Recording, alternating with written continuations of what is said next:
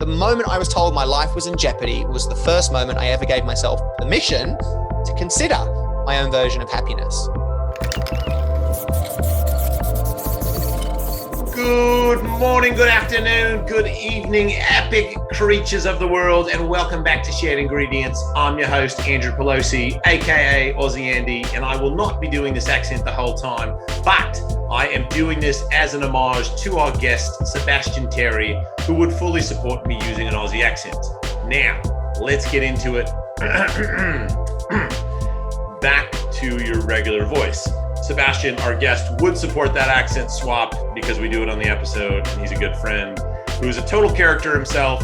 You can often find him shoeless and shirtless, getting kicked out of Erewhon Market here in Venice, or working his way around the world as he checks off the 100 things on his to-do list. Everything from as random as skydiving naked, which has happened, to visiting an inmate on death row, which has also happened. His story is incredible. He lost a good friend of his tragically growing up and really asked himself if he was happy and fulfilled in his life. He's a lovable legend who lives here in Venice, California, but never stays in any one place for too long. He is on a mission to do incredible things in life, and he encourages people to do the same, to create a list of things they want to accomplish in the world and go for it. I found my conversation with him, as always, to be super motivational, inspiring, and humorous because the guy's ridiculous. Let's get into it. This one deserves a big you. There he is. Yo, hey, buddy. How you doing, buddy? Hey, I'm good. Let me put some clothes on. Give me a second. No, this is perfect. This is exactly what my audience wants. Give me 2 secs. And I just need to take a quick little tinkle. I love that you think that there's a chance that I'm not going to include that first part of you saying you have to tinkle and having your shirt off. Like I tinkle. Yeah, you're sorely mistaken. Dude, look at your background, by the way. That is absolutely staged. You know what? I've had 2 people ask me this week if this was a fake Zoom background. For anyone listening who's not watching, there are skateboards hanging behind me. Well, let's dive right in. Are we calling you Sebastian or Seb? What do you prefer? I don't mind. I don't think it's important. That's good. So are you or are you not wearing shoes right now? Oh, I'm definitely not wearing shoes. No. I've got a T-shirt on. That is all I'm going to tell you. The rest is just a mystery. Okay. I don't need to see any more. But for our listeners, the first time I met Sebastian, we were in Long Beach at a conference called Worlds. We have a good mutual friend, Terry Hardy, and he introduced me. He said, "You have to meet Sebastian. Come over and meet this guy." And there wasn't much of a mystery as to who he was talking about because he pointed across the room and there was a gentleman's a loose description. There was a guy who was wearing, I believe it was a pink Speedo. It was definitely a Speedo, a robe, and no shoes. And this is at a conference with probably, I'm bad with numbers when it comes to conferences, but let's say there are at least a few thousand people there. Yeah. And you definitely stood out. Do you like attention? Well, hey, it's a great question because everyone's like, you're just looking for attention. I'm not. That's how I dress all the time. I wear a pair of, we call them budgy smugglers, by the way, not Speedos. But do you know, can I explain that to you for a second? Do you know what a budgy is? So, please elaborate. I'm not going to guess. A budgie is a small bird, right? It's like a little canary. Just a budgie, it's a small bird. And when you wear a pair of these Speedos, it looks like you are smuggling a budgie type thing. So anyway, we call them budgie smugglers. And I wear them all the time. And I thought, well, but a lot of people put on an act at these conferences. And I thought, just be authentic. And it was just fun. And yeah, you're right. That's how we met. So good. So do you, when you go to Erewhon or wherever you go in Venice, do you ever do the same thing? I have at Erewhon once. I got asked to leave. I wasn't wearing shoes. I think it was, I'm actually not sure if it was the lack of shoes or the wearing of budgie smugglers. Yeah, I actually went to a deli the other day in Santa Monica I think it was on Lincoln. Bay Cities. Was it? Bay Cities. Bay Cities. It was that. Yeah. And it's unbelievable. Like, what a great little find. There's like 50 people in line. You walk in there and I was like, this place isn't going to serve good food. Oh my God. Eggplant. It was like an eggplant Parmesan sandwich sub. So good. Oh my gosh. Wow. They're known for the Godmother. So you didn't get the Godmother. Didn't get the Godmother. What is? I'm vegetarian. Can I have a Godmother? No, you cannot. A Godmother is the antithesis of a vegetarian sandwich. It's an Italian combo, cold cut, very, very. I commend you. Vegetarianism has been a common theme. Sobriety and vegetarian or vegan practicing has been a very common theme among my guests on this pod. So we can get into that in a little bit. I've just spent, I'm 14 months without drinking. I feel like we're not getting to the point of why we're here doing a podcast, but this is interesting. No, wow. So yeah, we're gonna back into this all. I'm gonna do like another intro, but 14 months of no drinking. Yeah. That's great. Good for you. What prompted the sobriety? Well, I like challenges, as I'm sure we'll discuss. And but also I kind of found that, so I'm 39 now. And when I have a hangover, it's kind of 2 days. You know, it's 2 days of being super unproductive, unhealthy choices, like eating shit. And I was just like, let's just say I drink, not that I drank too often, but let's say I drank twice a month. Now you're going to test my maths, but with a 2-day hangover after, all of those weeks in a row, it accumulates to what, 100 days? I don't even know what the maths is. I'm completely embarrassing myself, but definitely too many days being hungover in a year. And all of those days combined, imagine the things that you could do if you were feeling fantastic. And I've definitely found that in the last 14 months, I never wake up and just have an excuse to be lazy. I'm just like, right, let's go. And it's I got up early at 6:30 this morning, went for an ocean swim. I wouldn't have done that if I was hungover.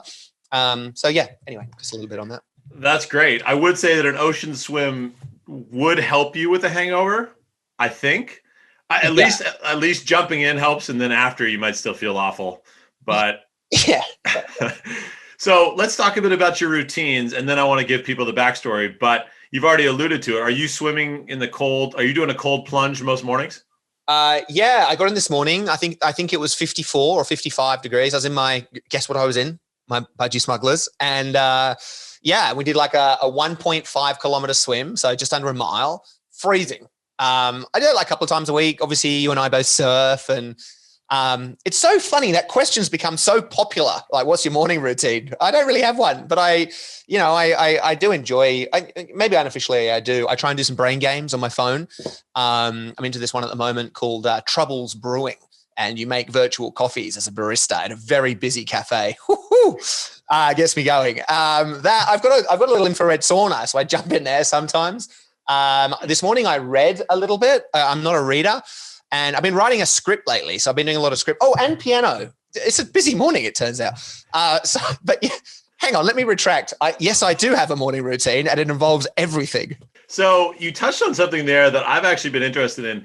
You say you're not much of a reader, but yet you have a fantastic book called 100 Things, What's on Your List. Yeah. And I want to talk about that. But so you're a writer and you've written a fantastic book, but you're not a big reader. Tell me about that. It's so funny. If I write 5 more books, I've written one so far. If I write 5 more, it will have meant that I've written more books than I have read, which is not a great reflection on my my reading nature. But yeah, I don't know. I just, it turns out, well, there's 2 things. One, this is a very cliche thing to say, but I love telling a story, whether it's on a stage, whether it's written, whether it's, editing a video. I really enjoy that. So I find that creative pursuit just intoxicating. I love it. And then reading, I never got into as a habit. What I tell myself, and maybe this is an excuse, but, I'm sort of accidentally in this world of, I don't even know what you call it. Other people would call it, so if I'm on a stage, I'm an inspirational speaker. I'm a motivational speaker. People would maybe declare that I'm like a personal development person, coach, or whatever. So anyway, I'm in that space, not intentionally, but I am now. And there's so much literature, of course, that everyone's reading everything. But I just kind of like working it out myself. I really do. And so there's all these books I get sent and all these things, recommendations. I don't read any of them. My excuse is I just want to work it out myself. I think that's legitimate, but maybe I'm just scared to educate myself. I think that's a great answer, and it totally makes sense. And you're clearly somebody who's not just sitting on the couch. The reason why I'm so interested in your routine, and I'll give people more context on what you've done in your life, is that so much of what I associate you with, present times with the pandemic excluded or caveated, is that you're doing things. You're always in motion. You're traveling. You're seeing the world. So for me to see you in one place, for the most part, in Venice, is very different than the Sebastian I met 5 years ago or whenever it was. So my question is, have you adapted to a new routine, being that you're sort of in one place more than it seems like you probably were in past years? Yeah, well, such a great question. So yeah, for sure. I mean, I've adapted as everyone has had to. I think the option we have though as people is you kind of like, you intentionally adapt and because fundamentally, like all my travels and activities are based on a list of 100 things. As if anyone doesn't know, I have a list of 100 things I'm trying to do to be happy. And I've been doing that for about 12 years. And that has kind of shot me into this realm of, somewhat being known and having a positive influence for other people via a book and all the things. So that's okay. So with that said, with COVID over the last 12 months, I can't travel. I can't suddenly do a lot of these things on my list, but a true list and meaningful and relevant goals are founded upon a very good understanding of your values, I believe. So your values don't change. And, I would argue that they probably don't change in 12 months. And our values now, for most people, are the same as they were at the beginning of COVID. Therefore, you can still activate those values. It's just the goals that have to change. And they're the things that tweak. So, it's like the tip of the iceberg. You see the tip of the iceberg, that's everyone's goal. Skydiving, mountain climbing, learning to play piano or whatever. But, the bit that's under the water of this iceberg, that's the values part. It's far more important to know. So, yeah, my routine and my behaviors and activities have changed entirely, but they're still stimulating the same thing. So whereas, I can't go and learn to do an Olympic ski jump, you can rearrange your house, paint the backyard with your kids, do all these sort of things. So yeah, for me, I've been very sedentary in comparison to previous years, but just as active. Like I said, I'm not kidding. I've got a piano next to me. I'm trying to learn Clair de Lune, which is like a classical piano piece. I don't play piano. I'm learning off YouTube. I'm 1 minute and 20 in. Happy to try and play for you if you care.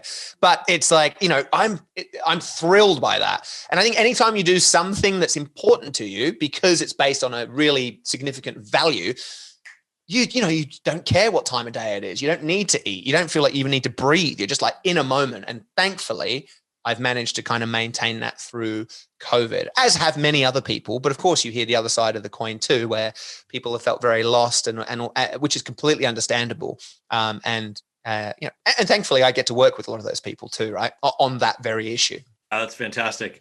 One of the things you've talked about a lot is getting out of your comfort zone. And when you look at your list, I mean, there's certainly things for anyone listening, the list is incredible. The book's incredible. I mean, there's so many things I want to ask you about, but I mean, one just for listeners, you met and became friends with a death row inmate, which was a really moving story. I mean, you've helped so many people. A lot of the things you've done go back to the spirit of benevolence and helping, but some of them are just wild and zany and put you out of your comfort zone. So before we get into the deep stuff, let me just ask you about some of the zany stuff. How often are you embarrassed?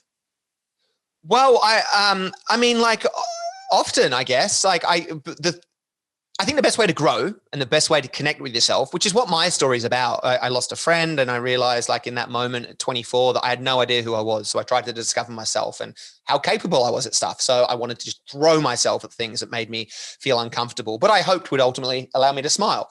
So that's kind of consistent, from posing nude in art class in New York, petrifying, there's quite a few nude ones, but jumping out of a plane naked, marrying a stranger in Las Vegas, walking across a country, doing an Ironman, doing stand-up comedy, actually, like petrifying, being silent for a week, living on a deserted island by myself for a week. Obviously goes on and on and on. So I'm often in these positions where I'm nervous, and even like outside of a list, just everyday life, I love it. I love it. 2 nights ago, I had dinner with a mate of mine, Kevin, who's awesome. Kevin Heckmat. I don't know if you know him. He's a great guy.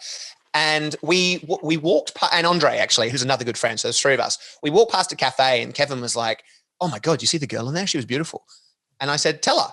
"What? Just tell her. You'll make her day." So I forced him to go back, and the 3 of us went there and we kind of looked at him and he said, "Excuse me." And she was there with like some friends. He's like, "I just wanted to say that I thought you were beautiful." Now, and we walked away. Most people wouldn't do that, but he felt alive in that moment, and we're all capable of doing it. And there are obviously much more significant, more important moments and examples, but that's really important. So I would say getting out of my comfort zone happens not enough, but it happens very regularly at the same time. That's great. And that's a good example. I won't use the word cute often. I'll probably edit that out, but that's a cute example. So you already alluded to it. You lost your friend, but give a little more detail around the catalyst behind this whole thing.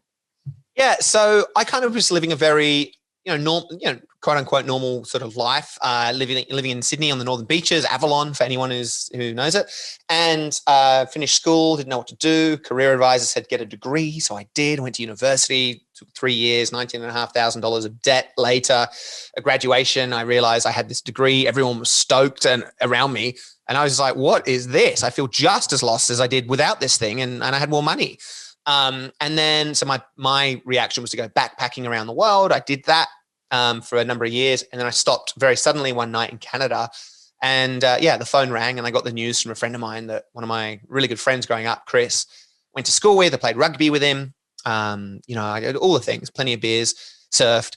And Chris had died just like that. Tragically, very accidentally, I should also say. And it just rocked a whole community. And just my personal reaction was to kind of wonder because he was 24, right? And I thought, well, if he had another 24 years or he got to relive the same 24 years, would he do the same things?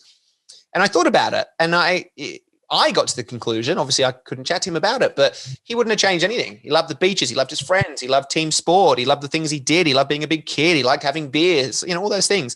It was a life far too short, but it was really well lived. And I guess ultimately it was very values driven. He lived a life that was driven by his values. And then in that same moment, kind of in the middle of the night in Canada, I was like, well, if I was going to die today and I look back at my life, would I also say that I wouldn't change anything? And I think the question ultimately is like, am I happy?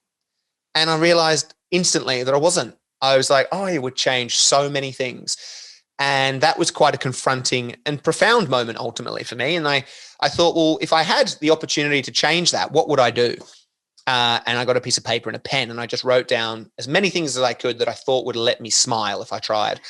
And that was that. So I suddenly had this list. It was near enough 100 things. And then I decided shortly after, if I'm serious about being happy, which I like a lightning bolt in my life, you hear those aha moments. And it made so much sense. I thought if I'm serious about being happy, and I understood in that moment what could be more important for anyone, but I can only talk to myself, I'm just going to do this list. It just, it made sense. So I dropped everything in my life and flew to Las Vegas, married a stranger, very bizarre story. And I felt completely and instantly empowered. It was, again, just to go into that story slightly, I proposed to a stripper, mud wrestling in some sleazy bar in Las Vegas. She said yes. Then I organized a drive-through wedding chapel. 30 strangers turned up. She didn't. She stood me up at the altar. So I had to look down at the crowd and say, hey, is anyone else here who'd marry me? And there was. And this girl called Chevalier was the receptionist of my hostel and we got married.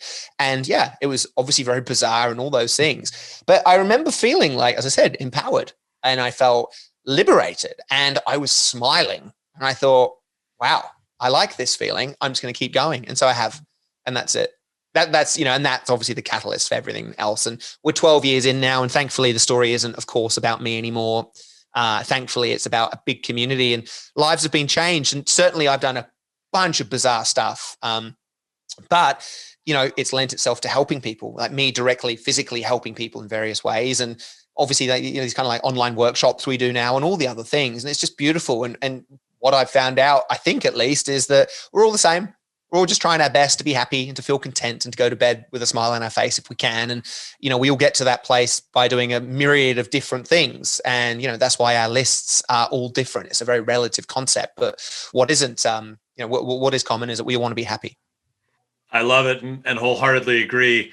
It seems like humor is a big through line with a lot of these ideas. How important is humor to your list, either intentionally or unintentionally? I think it's intentional. I mean, it doesn't have to be on everyone's list, but I mean, that feeling of laughing, that feeling, and I wish I could have this every day, where you laugh so hard that you have no control of it anymore and you can't talk. And then you stop for a second, you try and continue saying and then you break down and you're crying and the people around you. I mean, it's the best feeling in the world. Surely that is the best feeling in the world. And I'm really serious. I don't know what else, I haven't had a kid, but I'm sure it's better than having a kid.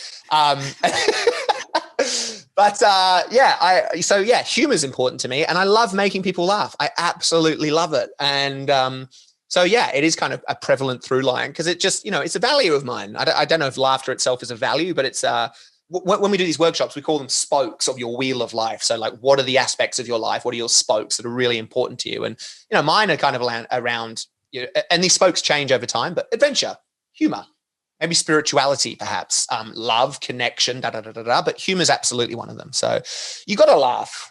Who doesn't like laughing? I don't know. Does anyone? No one would not like laughing, surely.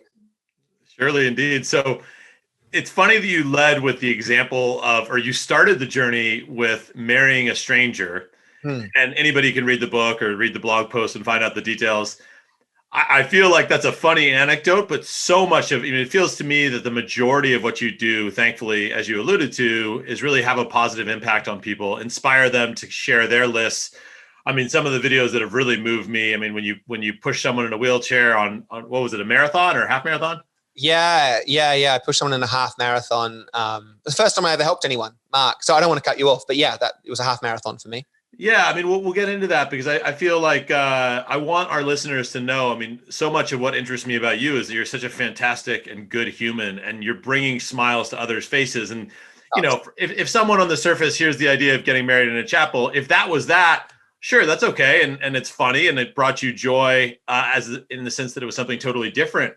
But I mean, the stories are so rich. I mean, there's so many that I'd want you to tell, but I mean, obviously, for anyone listening, Sebastian has his own podcast where he goes through every single one of the items on his list and tells the story with his mate about the whole journey. One that came up recently for me was the idea of the woman who was in her last few days and wanted to see the snow. Can you tell that story? Oh, her name was Helen. And so I get a lot of emails from people saying, hey, this is a goal of mine. Can you help? And this particular, and I obviously can't on all of them, but I try as much as I can. And where I can't, by the way, I share the stories with my community. And this story is based on that. This lady's husband reached out. I didn't know him. And he said that his wife was late stage with a certain condition. It may have been cancer. I can't remember. And her dream had always been to touch the snow and drink a bottle of schnapps. Yeah, schnapps in the snow. It was quite bizarre. So he's like, can you help? So I called them and we spoke about it. And I said, I'll do my best. I went to my community and I said, hey, does anyone have any access to the snow? A bottle of schnapps, blah, blah, blah, blah, blah. Can we organize it? And as always, within 24 hours, it was done. Whole thing was organized by kindness of strangers. Like, it's powerful, right? So I go back, I tell the lady, you're going to the snow, et cetera, et cetera. She's very emotional about it. Everyone is. It's just incredible. This lady, Helen, I get a phone call from her husband 4 days before she's meant to go. She passes away. So she never actually gets to achieve her dream. Now, her husband's telling me this story, and he says, but in one of his last conversations with her, she wanted the trip to get passed on to somebody else who shared the same dream. So in this lady's last moments, her biggest thought was, I don't know if it was her biggest thought. Maybe that's putting too much of exaggeration on it. But one of her thoughts in her final moments was, I want to help somebody. And so I shared that same story with the community and said, so does anyone have anyone who really deserves to go to the snow? And we got quite a few people, of course, who emailed us. And there was this one lady who was elderly. She'd overcome cancer a couple of times in her life, and she was very lonely. And her dream was to ski one more time in her life because she had done it as a child. And so we gave it to her. And then the day before she was meant to leave, she said, right, so where am I meeting you? And I said, oh, I'm not meeting you. You're going to the snow, hotel, everything's done for you. You just have to go. She's like, well, I'm an elderly lady. I need a chaperone. So I went back to my community and said, hey, she needs a chaperone who can give up a week of their time. And this girl called Mel said, I'll do it. So she chaperoned I think she was 77, this lady, and took her to the snow. And so she got to achieve her goal. And I think it speaks to so many things, but I'm very fortunate. A community is defined by a group of people who share a common belief or goal. And I think everyone in 100 Things believes that they deserve to be living their best life. And by doing so, they open themselves up to be better people for others, professionally, personally, etc. And I think that's kind of what's happened now. People are not only brave enough to identify their own goals, to then chase their own goals and share goals with people, but also say, hey, I can help you, or hey, that's the same thing as me. Let's do it together. And so there's just a million stories like that now. So it's a lady in LA probably a month ago now got she had end stage renal failure of her kidney. She was on dialysis and needed a kidney. I shared it with my community, and I don't even know this lady. This lady in North Carolina flew to LA, got all the tests done, and offered to donate her kidney. And just 4 weeks ago, this girl got a new kidney and a new heart because of straight, it's just phenomenal what happens. So 100 Things is all about goal setting, but with the belief that by doing that and achieving goals, you can actually be helpful to other people. And that's what it's about.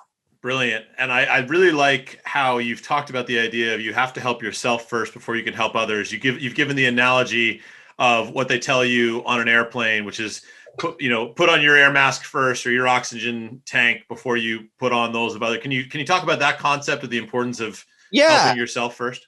I kind of start my keynotes with it. It's sort of the through line. And in our society, we believe, being selfish, thinking about yourself is a bad thing. It's crucial. Like being selfish is like such an important step to being selfless as I see it. And yeah, when you get into a plane, they'll tell you in an emergency, oxygen mask will drop from the ceiling. And they're very specific. Please put yours on first, then help other people. So some airlines say, put yours on first before your own children's. Then, and it's just an incredible metaphor for life. You're useless to other people in the long run if you don't have your oxygen mask on, if you don't have your supply, right? And I think a list is just that. In life, we've got to be going in the direction of things that are important to us because that journey helps us on every level, emotionally, spiritually, and financially, if you will, if you have a professional goal. And it's not selfish to think about yourself. And we typically wait for permission from other people. Look at me. I never thought about thinking about myself until something in my life quite drastic happened. But then I was like, I am going to seize the moment because of this opportunity, if you will. And I started to. And so everyone has the same option in life. We're very accountable. We get to choose what path we travel. And that's also quite confronting. And a lot of people kind of steer away from that understanding. But it's the truth. I believe you choose to walk that path towards happiness or you don't. I think you choose to walk towards success or you don't. I'm trying to think how many cliches I can put in this podcast, but the person who stood at the top of the mountain walked there. The person who stood at the bottom did not. And life is about choice. I've got a really good friend. He's a flamboyantly gay air steward. His name's Tal. Sorry, I'm babbling here, but at the age of 32, he got diagnosed. This is going to be a very condensed story. He got diagnosed with a late stage cancer at 32, told he was going to die. He had 6 months to live. Doctor said, say goodbye to everyone. On the way home, he thought, no, I'm finally going to prioritize what I want to do, which for him was to go on a global shopping spree. He had no money though. So he went to 4 different banks and somehow in a week got 4 different credit cards and then took off for his last 6 months as a 32-year-old for a global shopping spree. He went everywhere, buying everything, suits, shoes, watches, hats, cummerbunds, bow ties. I don't know. He accumulated in his last 6 months, $90,000 of debt at 32. So it was his last 6 months on earth. Now, the end of the story is obvious. He survived. He's 60-something now and in huge debt, but also incredibly well-dressed. And I asked him, "What do you regret that?" And without missing a beat, he said, this is when he explained the story to me years ago. He said, no, of course not. The moment I was told my life was in jeopardy was the first moment I ever gave myself permission to consider my own version of happiness. Why do we wait for dark moments in our lives? The answer is we don't have to. Anybody, anywhere, in any situation can think about themselves, values, principles, the things that light them up. And, we're very blessed. We then have the opportunity to take strides towards those things that we identify as important for us. I love that story. And you really touched on so many things there that there was a nice twist there. I'm very glad he's alive and I assume he's totally healthy now. Yeah, he's healthier than ever in huge debt. That's great. So you talk about not calling a list a bucket list. Why and what do you call it? Well, it's kind of, I think the term bucket list, I think it's relevant. People know what it is and what it means, but I just think it's kind of a little fear driven, like things to do before you die. And I think, it's, I just think it's slightly, maybe it's a bit of semantics, like who cares? But I just feel it's kind of focusing on death. Now, I think death, of course, gives your life a frame of reference and creates urgency because you want to do these things while you're alive. But I certainly don't think of it as I want to do this stuff before I die. I just want to live well every day that I have. So I think the focus to me, it's a subtle difference, but it's just a list. I call it my 100 things list, and it's just a list of things I want to do. It's not a bucket list. So you talk about all the things you want to do, and I mentioned this earlier. One of the things that I think is fascinating is you have your fun things on the list, and then you have things that I think your average person wouldn't find enjoyable, but really take you into a different world. So for example, I saw that one of the things on your list was to live on the streets for 1 week. So basically live homeless for 1 week. what was the story about that? I mean, what is your driver behind things like that? That clearly, I don't want to answer the question for you. I know it's probably taking you out of your comfort zone, but why is that something that you've chosen to put on your list? Well, I want to experience life. For me, I think that's, it's a big driver. I want to experience life and I want to see things from a different perspective. And I was living in Sydney back then and I thought I'd love to see Sydney from, I've been lucky enough to have a place to live and have food and all that stuff. And I thought, well, I wonder what it's like being homeless. So yeah, I just wore the clothes that were on my back. I'd left my phone. I left my wallet at home. I had nothing. And I just got a ferry into from Manly where I was living across into the CBD of Sydney and just stayed there for a week. It was as simple as that. So, I mean, yeah, it was incredible too. I mean, the people I met, the things that happened, I just want to see what it was like. I think I'm a very experiential person. I really enjoy that stuff. It's not for everyone. And that's fine. But yeah, that's why it was on there. And, from trying to stay safe at night and think of creative places to stay to how do I get food to, all the things. It's, it was a big learning curve too. Cause I always kind of thought of homelessness as this, well, come on, mate, get a job, just do so. It's not that. It's like a lack of community, which we think we might not understand, but that is significant. Community is huge, right? If you don't have support or someone to lean on or a favor to, you've got nothing. And a lot of these people have mental illness too, which isn't in Australia. It's not really catered for like it should be. And I live in Venice now in LA, and of course the homelessness issue here is rife as well. But so that, there's sort of a lot of psychological issues is why people are on the streets, and that's just something I never kind of thought of beforehand. And yeah, it was really interesting. It was really interesting. And also getting judged. I asked I was begging for money, I suppose, on one day with a cardboard sign that I made. And just the abuse that I got was incredible. To me, that's fascinating. It's fascinating. Probably have so many questions about that, but so I don't want to make you elaborate too much on this specific story, but what were some of the, it sounds like getting judged was one of the eye-opening things. Anything else that came as a surprise? The community of within the, I don't even know if it's PC to say homeless, the marginalized community, if you will, they all look after each other. I met a guy who he lived on the streets intentionally, he had money to live elsewhere, but he wanted to help others who are on the streets. So he just lived on the streets. People, know each other. Things about territories and all that kind of gang kind of a similar thing to territories. By that is what I mean. There's a bunch of stuff. Also, I have no idea how you solve homelessness. It's a very contentious subject and, who knows, but it is so layered and so complicated. But, the people I met, most of them were really nice. I try to keep my story to myself. I didn't want to say, oh yeah, I'm just trying this for a week and, people getting angry at me. So I didn't really mention that, but, the homeless for me saying that the people on the streets who have sort of mental psychological issues aren't looked after. I must also say at the same time that it seems in Sydney, at least it's my only experience, it's where I did it. They are pretty well catered for. I got 3 meals a day very easily. I had access to internet, yoga, stretching classes, showers, laundry, all that. And I didn't really do all of that, but it was easy for me as a capable person with capacity. But if you're suddenly, throw in having bipolar and, significant trauma and not, it changes, but yeah, it was eye-opening for sure.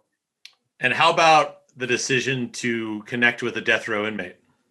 Yeah. So interestingly, in the first place, I wanted, again, based on wanting to experience stuff that I'd never experienced, I wanted to go to jail for a week, and see what that was like. I had this chance encounter with a guy, I used to work as a casual job I had in Sydney was a radio station called Nova.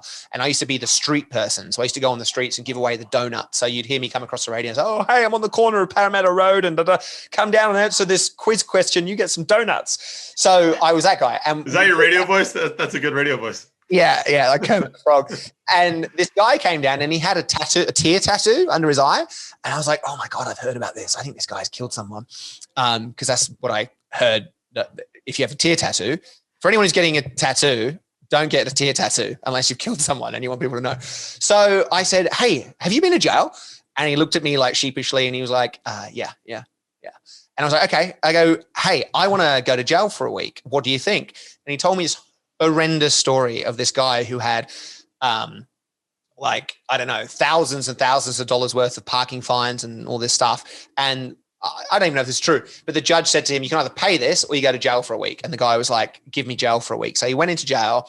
Everyone found out why he was in there, like not, you know, for something very insignificant compared to what they had done. And he got beaten to within an inch of his life on day one and is now in a wheelchair. So I heard this story and I was like, okay, I might tweak that then, right? So I changed it to, so I thought I still want to have a jail experience and at least connect with someone. What could it be and what could be the most extreme version? And I just thought death row inmate.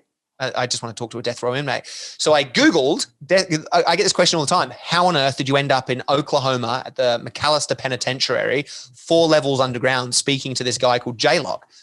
I'll tell you, I went to Google. I Googled death row pen pals. There was a database within 2 clicks of hundreds of people on death row who will want to connect with people on the outside. I read his bio. I read lots of bios, and I just read this one guy's. His nickname was J-Lock. And yeah, I wrote a handwritten letter to him, and he wrote back to me, and we had back and forth dialogue for 12 months. And then he said, do you want to come visit me? And I said, 100%. So I flew from Sydney, flew to Oklahoma. I flew to LA, then to Oklahoma City, rented a car, drove for 2 or 3 hours to McAllister, and just went into this penitentiary. This like, oh my God. I mean, that story is actually so intense. Like what happened, that was incredible. That in fact, I wrote that story on my blog, and that's what got me a book deal. Someone read that story and was like, oh, this is interesting and hopefully well written.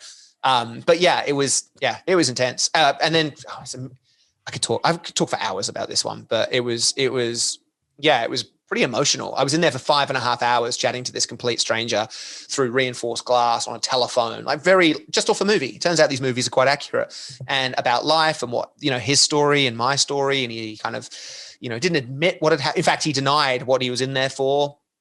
But he just kind of was explaining his life and stuff. And, you know, he's done a lot of bad stuff, that guy. I'll bring it to a lighter one that I thought was always kind of funny. Yeah. I think that part of my takeaway from what you do and what you stand for is it seems to me like happiness and fulfillment equates often with confidence. Certainly you put yourself in positions where you're not comfortable, but there also seems to be a degree of act as if you belong somewhere. So the red carpet story comes to mind. Can you tell that story and then also go back to my idea of confidence and whether or not you think that comes into the picture, you know, self-confidence on this journey? Yeah. What an awesome question. Yeah. So red carpet, no one knows me. Everyone who's listening to you right now, millions of people, no doubt, not one of them know me. So I'm not famous and I don't belong on a red carpet. So I thought that therein lies a challenge. I want to get onto a red carpet. So I took myself to the south of France, the Cannes Film Festival, bigger than the Oscars from a media perspective. And I wanted to sneak on. So I tried everything in the day. I tried to get media accreditation. I didn't get that. I tried to ask people out on dates and all that. So I got a sandwich board. I found a bit of cardboard and wrote red carpet ticket wanted, whatever. That didn't work. So I ended up renting a suit for 99 euros, standing on the very edge. I somehow got right up to the barrier of the red carpet. I mean, tens of thousands of people, all in the crowd with me, hundreds of security guards within eyeshot. And at some kind of moment I wanted to get out of my comfort zone, of course, too, right? That's a common theme. And I thought, well, this is exactly where I'm at. Even talking about it, I feel the nerve still. As it became very clear to me, the only way on the carpet was to sneak on there. And I had the suit and that was my plan. And there were security guards everywhere. The two that were closest to me looked in different directions at the same time. And without even thinking, I ducked under the fence, walked across this main road, celebrities everywhere. I was just amongst them. And I walked onto the red carpet and then I was secure. The last security guard actually stopped me moments away from me getting on the carpet, said something to me. And I don't remember what he said. I was so scared. I was sweating. My heart was pounding. And I just muttered I don't even know what I said. And I just kept on walking. And he kind of like dropped his arm and just looked at me like quite inquisitively. I've got it on video. It's on my YouTube or whatever. And I was on the carpet and I was there for half an hour and I ended up signing autographs, which was so funny. And, and again, like, as I stepped on the red carpet and I realized I was on the carpet and I had achieved this thing that to me was meaningful, doesn't have to be meaningful to anyone else. It's meaningful to me. Felt invincible. I felt invincible. And I talk about this kind of like physical buzzing. I like a euphoric feeling of buzzing.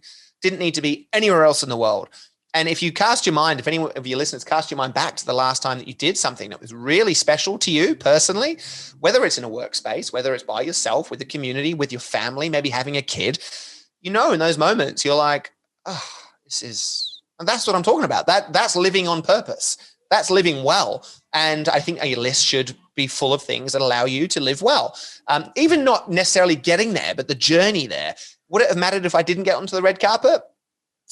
Maybe not. I just threw myself out into a pool of unknowingness, and it was great. So back to your question of confidence, so I would talk about this in a workshop or whatever, but if you imagine a triangle, top of the triangle is belief, the next point down is action, and then the third one is result. So if you're, everything influences the other. So, if you have a negative belief, your action will be negative, and the result will probably be negative, and that negative result will reinforce your negative belief, and it's a cycle. And obviously in a positive way, it's the opposite. So how do you change that cycle if you have a negative one, which I did? Well, I believe it's only action. It's very hard to convince yourself of something you haven't experienced. I can't say, well, the world's good and I'm great. It's hard to do that. And you can't, change a result because it's a byproduct of an action. So I've just started focusing on action. So I act in a way which may seem confident, even though I'm not. And the result is fantastic. Even just 1% different, more fantastic or positive than before. And that reinforces or starts to unwind my negative belief. And again, the next time I act, it's slightly more positive, and so forth, so forth, so forth. And that's kind of what I've done. And I just throw myself at stuff. I've found out that and I'm pretty sure it's common for everyone, my default was always to just completely underestimate myself. Sorry, I went for this swim this morning and my lips haven't recovered. I'm a bit numb. Anyway, I feel we all sort of like underestimate how capable we are, and I've just been acting differently. And it turns out that I'm just a big believer in action. You have to act differently. You can read stuff and you can, listen to podcasts and that's great. But yeah, ultimately you've got to walk the walk in a slightly different way to change something. And yeah, I found out that actually I'm super capable, and so is everybody else on the planet. On my list was to kiss a celebrity, and do I start this story? It's a really long one. It's a really good example though. You tell me. Keep going. Okay. So I want to kiss a celebrity. I was doing a keynote. I was doing a keynote close, so a speech at the end of a work conference in Sydney for a media company. And the speaker before me was Sharon Osbourne, as in Ozzy Osbourne's wife. I sit in the audience and I look at her and I'm like, oh my God, she's a celebrity. That would be a check on my list because I want to kiss a celebrity. So I'm nervous instantly. And I go, what can I do about this? So I run to the event organizer and I say, hey, can I try and kiss Sharon Osbourne? Can I ask her for a kiss? The event organizer understandably says, no, of course not. You're being paid to be here. What are you talking about? And I go, okay. So I sit down and I'm relieved. I'm like, oh, thank God. Wow. And then I was like, why am I relieved? I've just been told I can't do something that I really want to do. So I went back to the event organizer and I said, hey, I want to ask one more time. Are you sure? And she said, yes, I'm sure. So I went, I'm going to try anyway. So I sat back down. And I'm sweating at this point, knowing that something's about to happen. I have no idea what or how. And the guy next to me looks at me like anxiously because I'm just a wreck at this point, it's sweating visibly. And Sharon goes, okay, that's the end of the talk. Q&A. Does anyone have any questions? There's a microphone going around to ask questions. And I just shot my hand up in the air without even thinking about it. I'm like in the, different dimension of nerves at this point as a microphone gets placed in my hand. And just to this point of action, I was like, well, I'm absolutely shitting myself, but just act differently. So I said, hey, Sharon, I'm Sebastian. I'm speaking after you. I've got a list of 100 things and on it is to kiss a celebrity. Would you be open to the idea? And everyone starts laughing. And she goes, sure thing, get your ass down here. So I stand up. And I mean, I'm not joking. It's like in the Twilight Zone. I don't know what realm of reality I'm in. It doesn't feel real. And I just find that I'm walking down the aisle. It's like an amphitheater. So it's just like a sloped seating arrangement. I'm walking down past everyone. Everyone's laughing. I've got no idea what's going to happen. I walk onto the stage. My heart's pounding yet again. And I think, right, just break this down. What do I have to do to kiss her here? She's invited me on stage. I just have to get my face in front of her. That's it.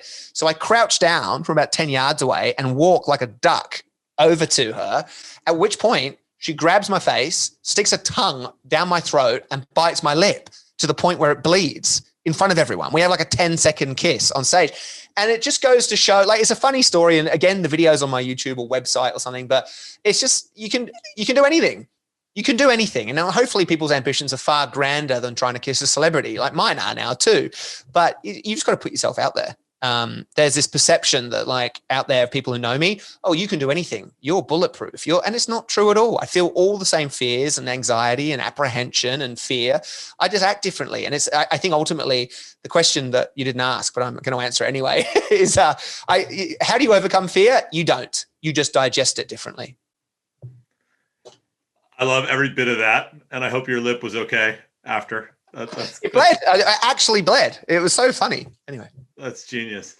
So cool. That's fantastic. So I imagine that your list is just constantly evolving. I mean, in your example, you had 100 things on your list. You've already checked off so many of them. Do you wake up and add things to it all the time? No. So what I do is lists change, right? As our values do through life. So 12 years ago when I started this, it was all about liberation, freedom, all that stuff. And now it's not. My values are kind of more, yes, it's a little bit of that still, but it's not quite so adrenaline fueled. I like connection. I like helping. I like, mastery of things as opposed to just jumping out of a plane. So I don't know if you can see, but I've got this, that open door. On the back of that open door behind me, I've got a big whiteboard, and I've got 25 items left on my list, and I'm redoing them all. And I'm very close to completing my updated version of the list, which I'll announce on my website and social media and stuff. And so there are things on there which I've just put on there, so to answer your question, I do have new goals. One of them is writing a script, which I've just finished a pilot episode, the draft of. Another one is mastering a piano piece. I'm learning Claire de Lune very slowly.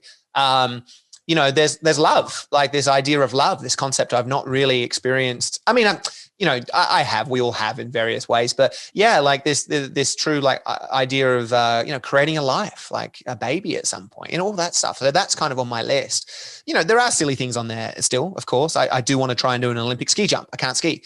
So it's a mishmash of everything. But we should always be checking in to make sure we're going towards the same goals. Otherwise, I've met plenty of people and done it myself where you achieve a goal that you've been stuck on for a long time and you get there, like my university degree. It was a really important goal for me, I thought. And by the time I got there, I wanted to make my dad proud. He didn't care. I remember like at graduation, I looked at him and I was expecting to look around and see him in tears, proud as punch. And, I think he was eating a sandwich or something. Like it was just, you got to check in, make sure you're going for the right goals. That's genius. It seems like you take on so many of your goals on your own. Do you ever seek out teaching? So like right now you're teaching yourself to play the piano. Do you have an objection to a teacher? What's your thought there? No, it's such a great thing you picked up on there. So I love the idea of learning stuff myself. And I've been a bit of, like I said before, I don't really read because I don't want to read what other people think. I want to learn it myself. And perhaps there is some kind of aversion to teaching. I mean, I've got friends, people speak about getting mentored all the time. I'm sure in your podcast with other people, it might've been something that's popped up. Everyone talks about how great it is to be mentored. And I'm only just sort of realizing that I kind of want that too. What's weirdly happened is that I've become that role for quite a few other people, and it's been such a good thing for those people. I know I'm very proud to say that too, but I kind of am looking for something in the other direction. I do want that. In fact, I've been doing breath work. Breath work's come up for me in the last year and I've never done it before. And it's, I was going to say life-changing. Is it? It probably is. It's so amazing. So I'm going to enroll in a breathwork class, which I will get taught directly from someone, Chris Keener, a guy in LA who's brilliant. I don't know. It's I've never been asked that, and I love it. Yeah, I think I do have some kind of like psychological aversion to being taught. I don't know what it is. I don't know if it's like a hatred of authority, which I don't think I have. But I am becoming much more open to it. Cool. So I'm going to hit you with some rapid fire questions. So you've done, for anyone listening, I've mentioned and you've mentioned several things on your list. There's some crazy ones. You got shot at in Colombia. What's an example of the most scared, or a few examples of the most scared you've been? Genuinely scared for your life in what you've done.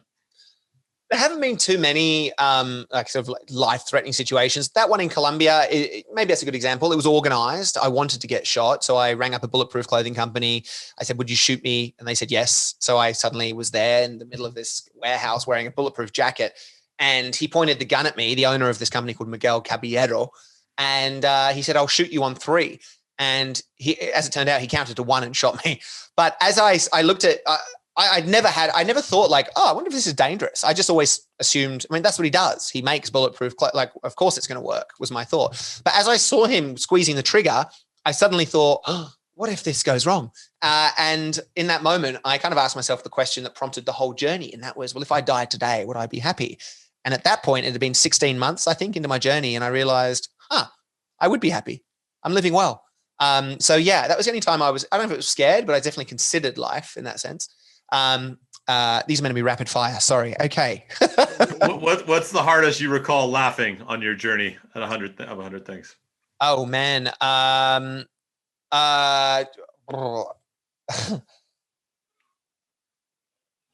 did. Oh, I don't know. I did stand-up comedy. And I just so enjoyed the process of coming up with a story. And that, I mean, so there was this, I ended up acting as a pilgrim. There was World Youth Week in Australia. And this is a long story too. You can cut this out if you want. Should I not go into it? No, go ahead. These stories are great.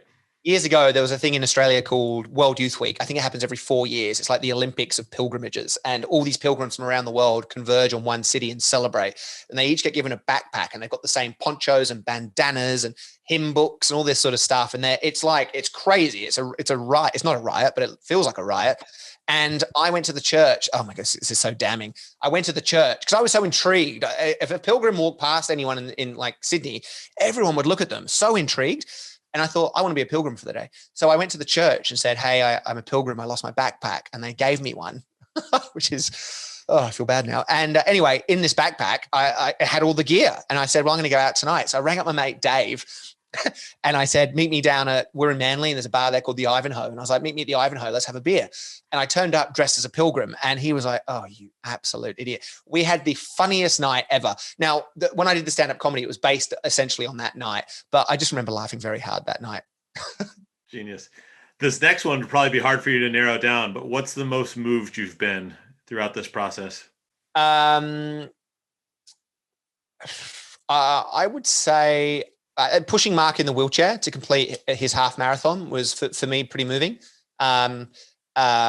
Maybe slightly more moving than that was Mark then wanted to complete a full marathon. I couldn't help him because I was speaking on a stage in the US that same day. And I threw his story out into the 100 Things ether and 16 strangers flew to Melbourne to push him, which I thought was great. Actually, here's one. I wanted to volunteer at a orphanage and I was in Uganda and I was working or volunteering at this orphanage. And on the last day, they threw a party for us and there were like 100 kids, babies, toddlers, all that stuff. And it just gone through. Some of them were found in dumpsters. Half of them had AIDS. I mean, it was crazy. And we blew up something like 100 balloons and just put them in an outdoor area. And these kids, when they saw these balloons, went nuts, like it was the greatest day on the planet ever. And I just burst out crying. It was because it was the happiest scene I'd ever seen. And I just thought, wow, these kids who are so affected have a story that we would kind of judge as being so sad, which it is, of course, but they displayed joy that I've never seen. Amazing. Wow. I love it. So as we get close to concluding here, what's the best advice you think you've received in your life or good advice you've received in your life? Oh my gosh. I asked someone this the other day and they said, it's too hard a question. And they asked me, what would yours be? And I didn't really know, but I did think of one. A friend of mine at school, Scott Davis, his dad once said to me, when we were kind of thinking about university and stuff, his dad once said to me, traveling is the best education you'll ever get. And I think I believe that. How much is fun an important baseline for life? Oh, it's crucial. I think it's crucial, right? I mean, the idea of play, like we forget to play. Yeah. I mean, so I was walking through a park in Santa Monica the other day, Hotchkiss Park. Maybe you know it. It's beautiful. I lived right. My wife and I, we got engaged. When we got engaged, we not only took our first photo shoot in that park, but our first place we lived was 2 doors down on 3rd Street right there. So right. Many fond memories of Hotchkiss Park. So we're middle of the day on a Sunday or whatever, and everyone's like just hanging and chilling. And there was this group of super drunk people, but fun, like young, but drunk. And they had a speaker out, and they had the speaker put on top of a car, and they were all dancing. And it kind of like attracted other people to go over and dance. And I just feel like as adults, we think we can't have fun because it's not adult-like or something. And the only reason they were doing it is because they felt like this element of escapism or liberation because they were drunk. And it's like, we all need to play. We all need to play. And if you know that person in your life who's fun, who likes playing, you're sort of attracted to that. I wish I could do that. To answer your question, fun's crucial. Playing is crucial. And we need to work out how we can maintain that in our adult years. Okay, the last of the rapid fire questions, and that's a great answer. The world needs more blank. Influences. No, definitely not. That's staying in. I'm going to cut it right there. Yeah. World needs more authenticity. I like it. So Sebastian, thank you so much for being on. Anybody listening, Sebastian Terry is a wonderful human. I hope you've had some inspiration, laughs, and motivation to go out and find out what's on your list from listening to this episode. You can find Sebastian across social at Seb's 100 Things. Is that correct? Yeah, at Seb 100 Things. At Seb 100 Things. Definitely go out and read his book. Look at his videos on YouTube. What's next? Promote anything. Tell us anything about where we should check you out as far as what you're doing next. We just launched this online workshop. It's a 30-day program. It follows 8 steps to create and activate your list. It's unbelievable. It's unbelievable. And I'm not just saying that. The feedback has been incredible.